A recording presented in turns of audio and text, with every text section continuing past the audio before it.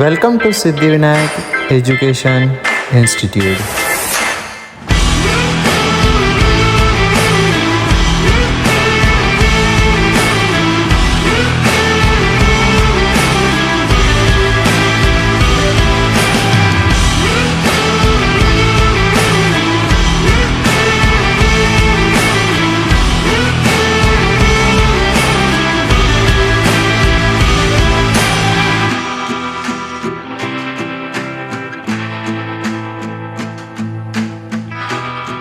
Everyone, my name is Swati Rana from Siddhivinayak Education Institute from Gondia.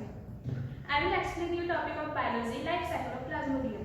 Basically हम life cycle of Plasmodium के बारे में बात करेंगे। लाइफ साइकिल ऑफ प्लाज्मोडियम में हम बात करेंगे मलेरिया की। मलेरिया का पैथोजन कौन है? प्लाज्मोडियम, जो एक क्या है? पैरासाइट है।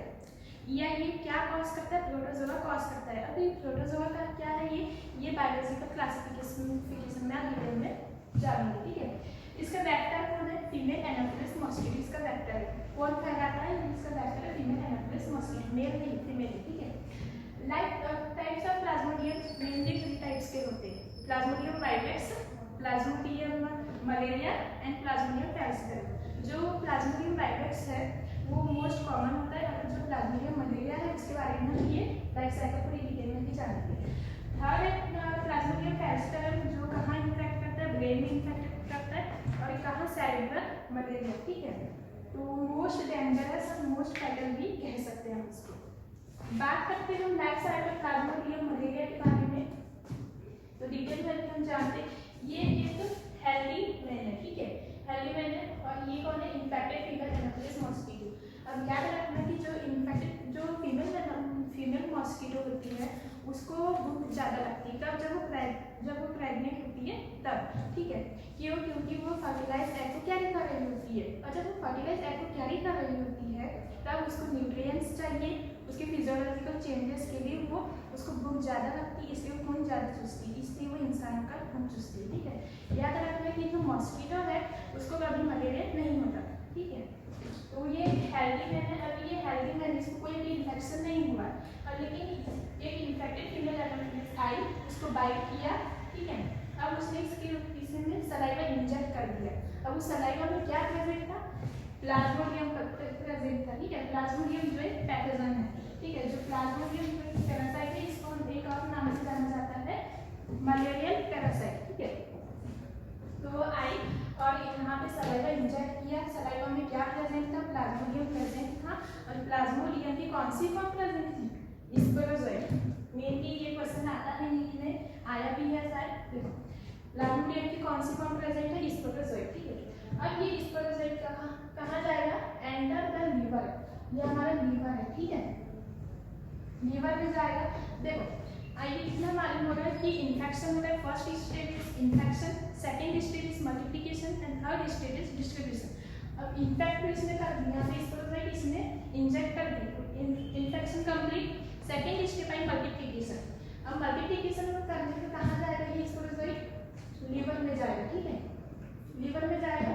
तो लीवर में जाएगा वहाँ पे ये मल्टीप्लाई करेगा, लेकिन लीवर में जाएगा। अब उसको लीवर के सेल्स में जाना है, तो लीवर के सेल्स में जाएगा कैसे? वो जाएगा कफर सेल के थ्रू। एक कफर सेल होती है, मान लो कि हमको बिल्डिंग में कहीं घुसना है, वहाँ पे गार्ड है, ठीक है। तो हम उनके बीच से कैसे घुसेंगे? उनकी यूनिफॉर्म चेंज कर लेंगे तभी तो घुसेंगे ना। इसलिए वो जो स्पोरोजोइट है वो कफर सेल के थ्रू लीवर की सेल्स में जाता है, ठीक है। अब वो लीवर की सेल्स में जाएगा तो लीवर में यहाँ को मल्टीप्लिकेशन करेगा तो इतना अपनी संख्या इतनी बढ़ा देता है कि वो जो लीवर का सेल है वो फूट जाता है, यानी कि रप्चर हो जाता है, ठीक है। अब वो रप्चर होगा तो वहाँ में से एक पिगमेंट निकलेगा जिसको कहते हैं हम न्यूरोजोइट।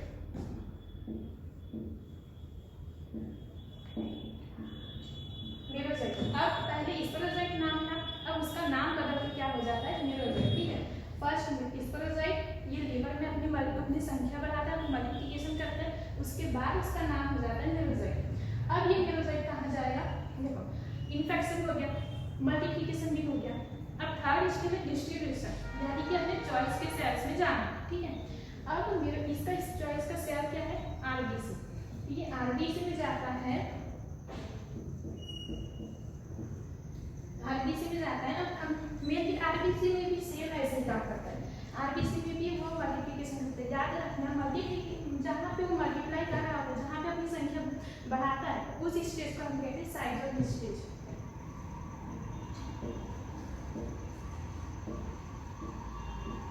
साइजल स्टेज कहते हैं, ठीक है। अब उसने मल्टीप्लाई किया, आरबीसी में भी मल्टीप्लिकेशन किया, उस स्टेज को हम साइजल स्टेज कहते हैं। अब वो आरबीसी में मल्टीप्लिकेशन करके इतनी संख्या बढ़ा लेता है वो कि वो रक्चर हो जाता है, ये भी फूट जाता है, ठीक है। तो वहाँ में से एक पिगमेंट निकलता है जिसको कहते हैं हम हीमोजन पिगमेंट।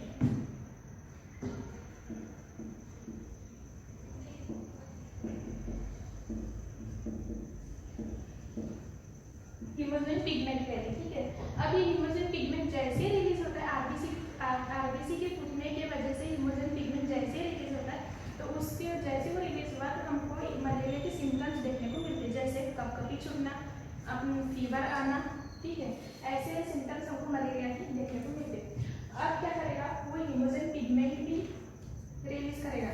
जब आरबीसी फूटता है ना, तो देखो पहले तो हमारा नाम क्या था स्पोरोजोइट, सेकेंड नेम क्या था मेरोजोइट, ठीक है। थर्ड इसमें आता है वो ट्रोफोजोइट। जब आरबीसी फूटता है तब उसका नाम हो जाता है ट्रोफोजोइट।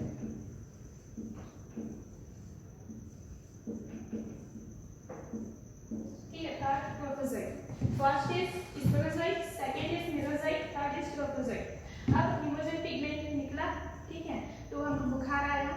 तो ये इन टाइप्स के इसमें है, अगर प्लाज्मोडियम हमको वाइब्रेट्स है तो हर 24 आवर में हमको बुखार, कपकपी छूटना, ये सब हमको मलेरिया के सिम्टम्स देखने को मिलेंगे। अगर हमको मलेरिया है तो 48 आवर में हमको देखने को मिलेंगे। अगर हमको फैल्सीफेरम है तो 72 आवर में देखने को मिलेंगे, ठीक है।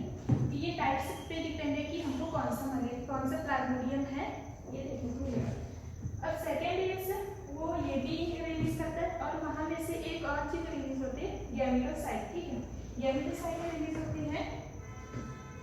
अब ये गैमेटोसाइट टू टाइप्स होते हैं, आपको तो मालूम ही है, male gametocyte and female gametocyte.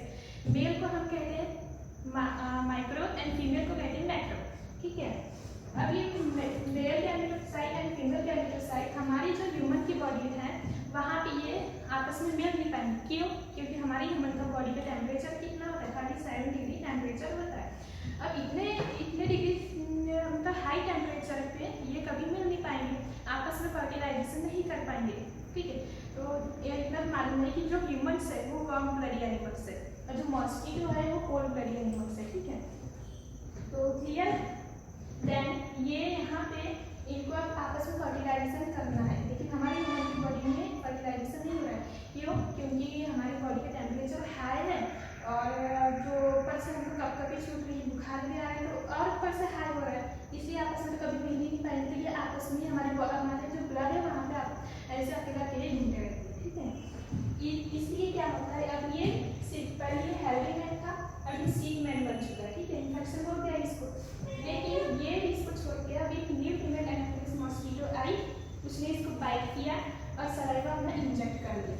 अब उसने सलाइवा इंजेक्ट किया, तो सलाइवा इंजेक्ट किया, ठीक है।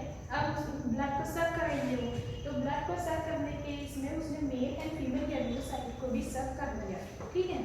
देन क्या हुआ फिर अब मेल एंड फीमेल गैमेटोसाइट उसमें चले गए, उसके कहाँ पे, उसके पेट में चले गए, इसके न्यू फीमेल एनाफिलिस मॉस्किटो की पेट में चले गए स्टमक, ठीक है। अब वो चले गए, अब वो वहाँ पे ये ईजिली अपना क्या कर लेंगे, फर्टिलाइजेशन हो जाएगा इनका।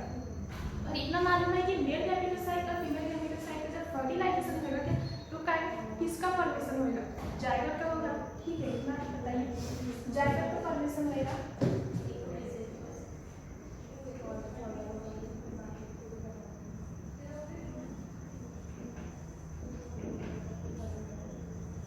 फॉर्मेशन ऑफ जाइगोट, जब मेल एंड फीमेल गैमेटोसाइट का फॉर्मेशन किसका होगा, जाइगोट का होगा, ठीक है।